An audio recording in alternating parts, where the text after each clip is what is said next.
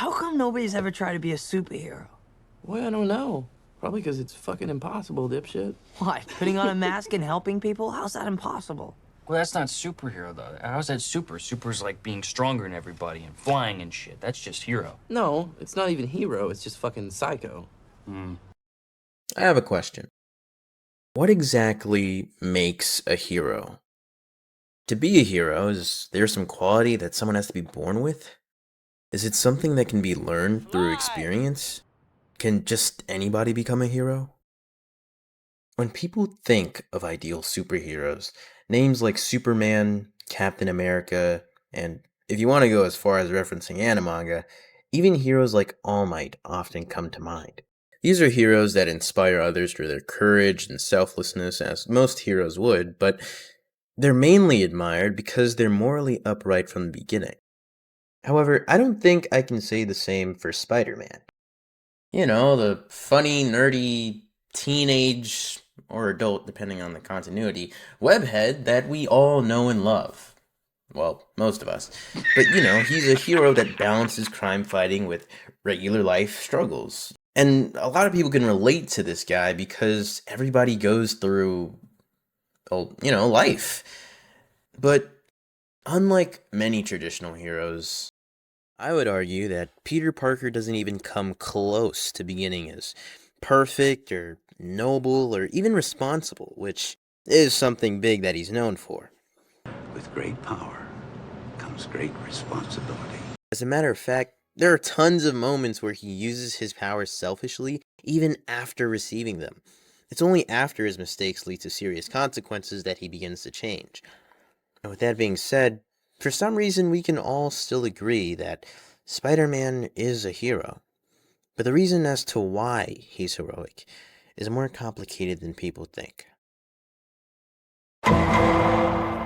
Before we understand why Spider-Man is different, we need to understand what people usually expect from heroes.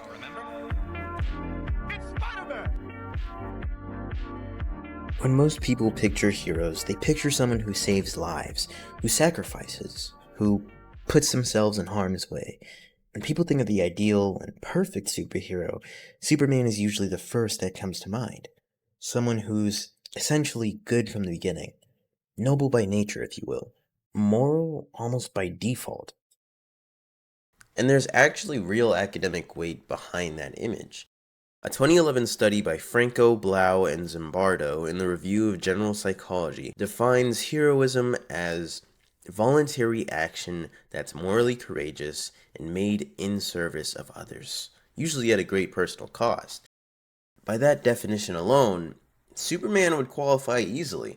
He sacrifices constantly, acts voluntarily, and without a doubt is courageous. But here's the thing. If heroism requires choice, if it's about voluntarily doing the hard thing, then what happens when the choice isn't really hard? What does it mean to choose goodness when goodness is just your default setting? Well, that's exactly where Spider-Man comes in. Peter Parker doesn't start as a hero. It's not a criticism, it's the whole point. Spider-Man is a flawed hero, and he's more than just a flawed hero. His heroism is meaningful especially because it exists alongside failure and suffering. Even though he's supposed to be superhuman, his character highlights his ordinary human weakness. In the original comic, as well as many iterations, he begins selfishly trying to get fame to become a TV star just to make some quick money with his new spider powers. Peter just uses his power to beat up a wrestler weaker than him for a cash reward. That's already an abuse of unfair power just to make money. But that's not even the worst part. One evening, he goes backstage and finds a guard chasing a thief. Peter could have easily stopped the thief, but he didn't. He let the thief pass by him, and the guard complained to Peter asking why he didn't stop the thief. But Peter legit told him, "That's your job. I'm through being pushed around by anyone." Or the phrase better known in the movie, I missed the part where that's my problem. Later, Peter finds Uncle Ben dead and finds out that the same thief he let get away was the person who killed him. If Peter wasn't using his power selfishly and irresponsibly, Uncle Ben's death could have been prevented. He begins selfishly and suffers the consequences of said selfishness. That moment, that specific moment of selfishness and inaction is what creates Spider-Man. Not the radioactive spider, not destiny, but guilt. This is crucial because heroes like Superman didn't become the heroes they are today because of a moral failure, but Peter Parker did. But before I continue with that claim, I have to address the fact that someone watching this might push back here. If someone told me that most superheroes are built on wounds, they wouldn't be wrong for claiming that. It's a fact. Traumatic origin stories that lead the heroes to be who they are today? Almost every superhero has a sad backstory like that. But it's worth mentioning that most of these superhero wounds are things that happen to the hero. For example, Bruce Wayne's parents were shot. But guess what? He didn't cause that. Thor is punished by Odin, but he never caused that. Tony Stark is ambushed, but he never caused that. Most of these heroes were victims in their backstories, and their heroism is a response to said victimization. In contrast, Peter Parker's wound is different because he's the one who caused it. His heroism was built directly on top of a wound that he caused through his own selfish choices. And that changes everything psychologically, because it means that Peter isn't just grieving about what happened, but he's atoning for what happened. He's trying to make up for his mistakes. His heroism isn't powered by loss, but it's powered by guilt and a need to make things right. And that's the fundamental difference between, let's say Batman's heroism and Spider-Man's heroism. Bruce's guilt is about what he couldn't prevent, while Peter's guilt is about what he chose not to do. Now, guilt gets a bad rap. Usually, whenever we think of guilt, we tend to think of it as something that's purely destructive, something that we should be escaping, but psychologically, it can actually be something positive. Mia Silver's research on guilt and moral behavior, published in the Journal of Moral Education, found that guilt tends to motivate people to fix what they've broken and to act differently going forward. Most importantly, Silver distinguishes guilt from shame. Shame is more something that paralyzes you. It tends to turn inward and make people feel defensive and overthink. But guilt is something that tends to push outward, towards correction, towards responsibility. It's fuel. And if you don't believe me, just look at Peter's response to Uncle Ben's death. It's not like he collapses into some depressive self-loathing and stops functioning. Instead he redirects, he acts, he shows up. He continues and keeps moving forward, even if it might have been hard. So it's safe to say that Peter's response to Uncle Ben's death looks a lot more like guilt than shame. Nancy Sherman, writing in Psychoanalytic Psychology, adds more to the argument. They claim that even when it's difficult and painful to process guilt, it's a signal of how seriously someone takes their moral responsibilities. The fact that someone feels crushed by responsibility and that they can't simply just move on is evidence in itself of the depth of someone's moral conscience. For Peter, the guilt isn't just what drives him forward, but it's proof of who he already is and who he strives to keep being morally, before he ever even puts on the mask. He doesn't just put on the mask because he was born noble. He puts it on because he can't live with who he was on the night that Uncle Ben died. And it makes it real in a way that effortless integrity from someone like Superman or Captain America wouldn't. Here's where it gets more interesting. Peter doesn't just fail once and then learns his lesson. He keeps failing.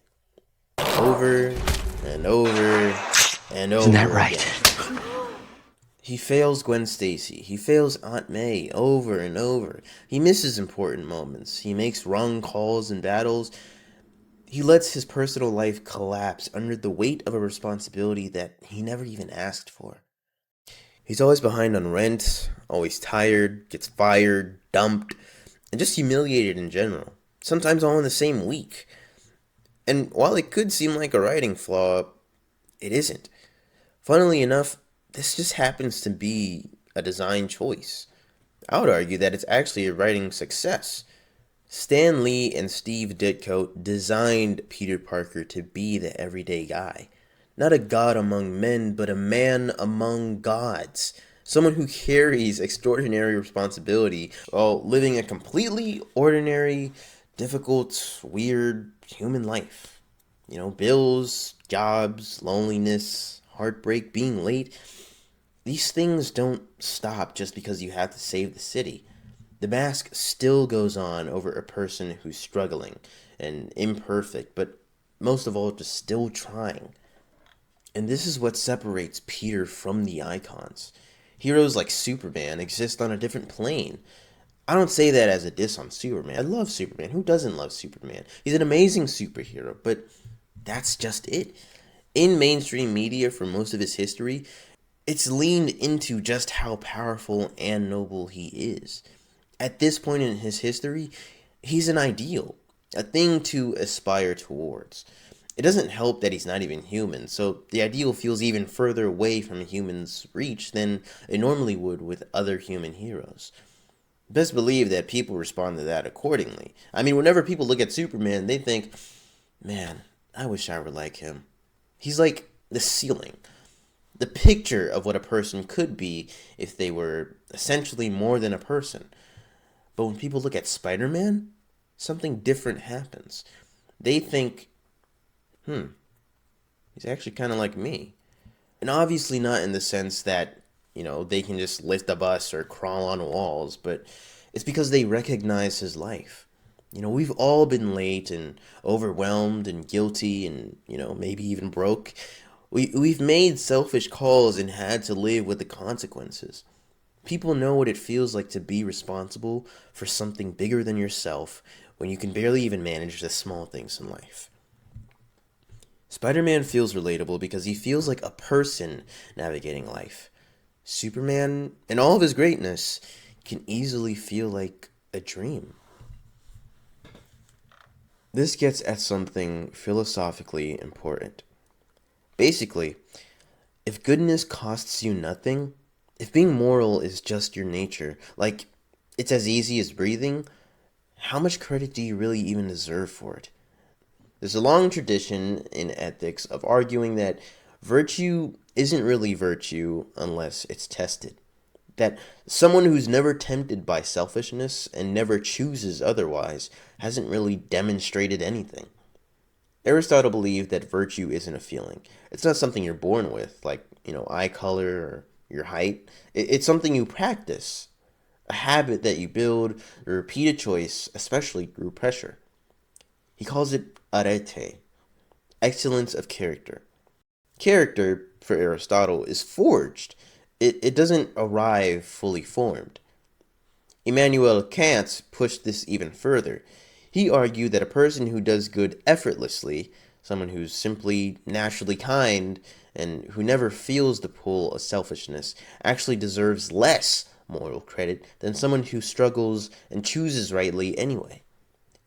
And it might sound counterintuitive at first, like, shouldn't we admire the person who's just naturally good? But the point that Kant makes is that moral worth comes from the will, from the active, deliberate choice to do right, even when everything in you wants to do otherwise. Goodness without resistance isn't a moral achievement. It's just a personality trait at that point. Think about it in everyday terms. If someone offers you the last piece of food and they're not hungry, it's kind, sure, but if they offer it to you when they're starving, when it genuinely costs them something, it means more. It's more valuable because there's sacrifice, because the choice is clearly visible. Even in our own instincts, we understand that the harder the choice, the more meaningful the act. Or even think about honesty. If someone were to tell the truth when it could cost them their job, or their reputation, or even a relationship that they care about, it's called integrity. Although not always rewarded, it's what separates politeness from principle. And this is why we're moved by stories of people who do the right thing under pressure in ways that we wouldn't be moved by people who just do the right thing when it costs them nothing. A billionaire writing a check is generous, but a person giving their last $20 is something else. And this is exactly why ideal superheroes like Superman can feel a little distant emotionally, even if we admire him. It's not that we don't believe in his goodness, it's just that his goodness never seems to cost him anything in a deep sense. There is no version of Superman that I can think of where he seriously considers not saving someone. The choice isn't ever really in doubt, you know? And when the choice is never in doubt, there's nothing for us to hold on to. There's no moment of recognizing ourselves in him, and no sense that what he did was a hard thing at all. Struggle is the missing secret ingredient that transforms a good act into a meaningful one. It's what makes us clearly see virtue and trust it. And that brings us back to Peter Parker. Peter Parker is tempted, constantly. It would be so much easier to quit. Hell, even my classmate who peer-reviewed this script said that if they had Spider-Man's powers, they wouldn't do half the stuff he does. And I'm sure most people wouldn't. He had every right to be a villain. If he hung up the mask, he'd probably scratch that. He would get a stable job, fix his relationships, and live a normal life. Even Peter knows this. Every version of Peter Parker has at least one moment where he tries to walk away, and the weight of responsibility just pulls him back. Every single time. The choice to return is something that could not have been made from a character with effortless nobility. It's a choice that only could have been made from something harder and more human. And that's exactly what makes it meaningful. Perfection is so easy to admire, but struggle is harder to see someone go through. And seeing someone choose goodness in the midst of it, repeatedly, with full knowledge of what it's going to cost them, it's just unparalleled, especially when discussing the measure of a character's heroism.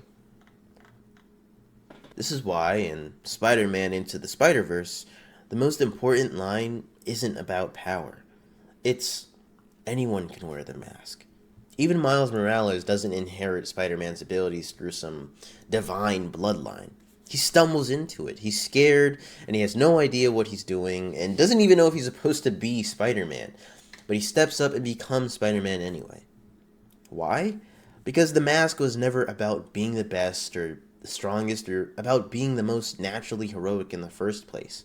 It's about making the choice. Again and again and again. Even under pressure and even when it costs you. The whole idea that heroism is something that's available and not just something reserved for gods or super soldiers or people who were simply born good, it actually turns out to have real academic support behind that as well. Franco and colleagues, the same dudes from the first study I mentioned in the video, believed the same thing. They called it the banality of heroism. The idea that anyone is capable of being heroic. They don't have to be some perfect superhuman god to step up and do the right thing. It's something that lives in all of us if we draw on it. Not because we were born perfect, but because of our own willing choice to do good. Spider-Man didn't just represent that idea. He is that idea, personified. He embodies it wholeheartedly. The mask isn't just a symbol of Peter's heroism, it's the possibility of ours. An invitation to step into the moments that are easy to walk away from, and instead, choosing to do what's right. So, what is it that actually makes someone heroic? If it was about being perfect and never doubting yourself, then heroism would be impossible. But that's never what heroism was really about. It's not perfection without doubt. It's taking action in spite of it. It's trying even when you're unsure. Doing the hard thing even when quitting would be easier. That's why Spider-Man represents something rare. What makes him the greatest is the fact that he isn't the greatest. He's imperfect and guilty and tired and riddled with failure, but he still tries and shows up anyway. Spider-Man ultimately expands the meaning and our understanding of what a hero can be. Traditional heroes usually represent perfection from the start. Traditional heroes usually represent perfection from the start, but Spider-Man represents growth. In a world filled with the extraordinary, Peter Parker stands out as a hero who roots for the underdog. I mean, come on! for the underdog. I mean, come on. He's your friendly neighborhood Spider-Man. I mean, come on. He's your friendly neighborhood Spider-Man. That's not just empty, effortless heroism. It's the most meaningful kind. And that, more than anything, is why Spider-Man isn't the hero you think he is. He's not the hero that people expect, but he's the hero that people need the most.